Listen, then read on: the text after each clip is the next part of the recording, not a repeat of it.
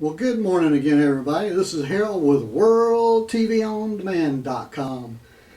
And today what we're talking about is this the end of Android? Well, I think it's the end of Android as far as the TV viewing part is going.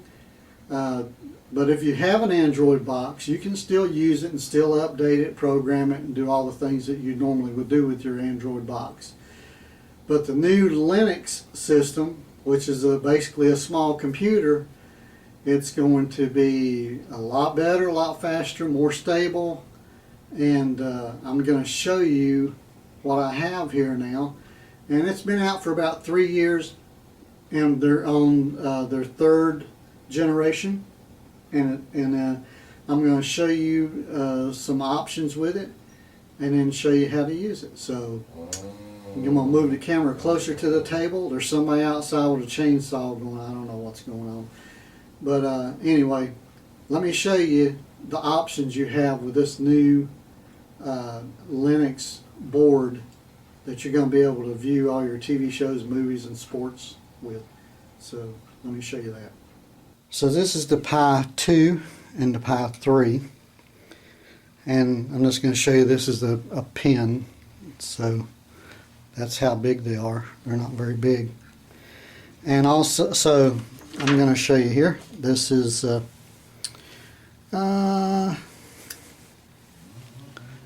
so here you have 1, 2, 3, 4 USB ports.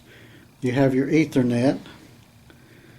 You have an AV, audio video, and you have the HDMI. You have the power. And then you have a slot here for your card. I have 32 gig cards in here right now. So, and then you have a lot of pins here. These are actually switches to switch on and off different things or whatever.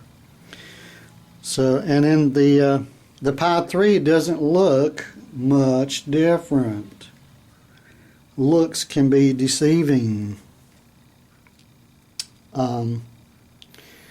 So when you're buying one, depending on what you want to do with them, they're pretty much the same price, $35.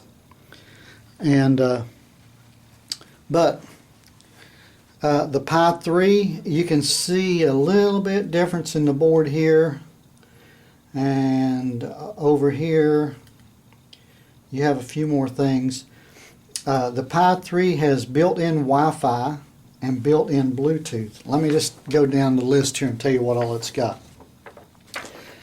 This is the third generation of Pi 3. It has 1.2 gigahertz 64-bit quad core. It has 802.11 wireless and LAN for internet. It has Bluetooth 4.1 and Bluetooth low energy. Okay, it also has 4 USB ports, I showed you. It has 40 of the GPIO pins for putting in switches. It has full HDMI. Now what I mean by full HDMI, you can also, the HDMI is for audio and video, and it will produce high definition. So it has Ethernet port right here. It has the small jack for video and audio. It says jack and composite video. So it says video, audio, and video for this port here. So if you have an older TV, you should be able to take an audio video cable and plug it in. It should work. It has a camera interface. It has display interface already built into the board. So when you get it's all built in. MSD card slot. I'm going to turn it over and show you that. That's the mini SD card slot, micro SD card slot.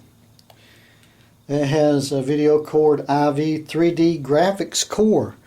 So if you have 3D movies that you've downloaded and you have a 3D TV, you can watch 3D movies with this. Yep, 3D. The Pi 3 is pretty much identical to the Pi 2. I recommend the Pi 3 because it already has all the components necessary, and then when you don't have to add these dongles in here for your internet and Bluetooth and stuff. It's already built in. Also, the USB port, you can power this with USB. You don't necessarily have to use the power.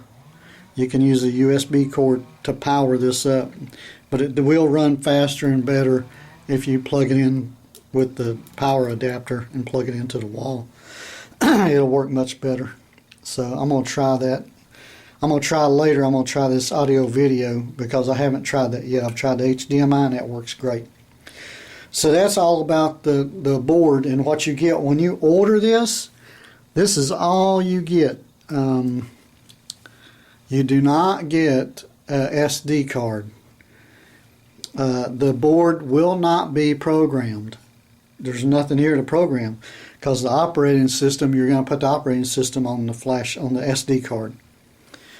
So don't think you're going to order one of these and you're going to plug it in and it's going to start working. It's not. They're inexpensive. Well, by the time you pay shipping and everything, you're looking around $50 to get one of these. But when you order it, you got to understand, you still got to put it together. You got to, there's things that you have to do. So anyway, I'm going to stop this video. I'm going to have my next part. I'm going to show you about the SD card, the mini SD card, and tell you about that. So stay tuned or click on the next video, and I'm going to tell you all about the SD card and what you need to do to get that going. Put your operating system on here, and I'm going to show you how when you plug it in, it just boots right up to whatever program you want it to. It'll just boot right up to it, and there's no hunting around. So that's going to be my next video. So there you have it. That's the Pi 2 and the Pi 3, and I hope you enjoyed the video. And like I said before, stay tuned and click on the next video for how to program the card and all the stuff you're going to need to program the card.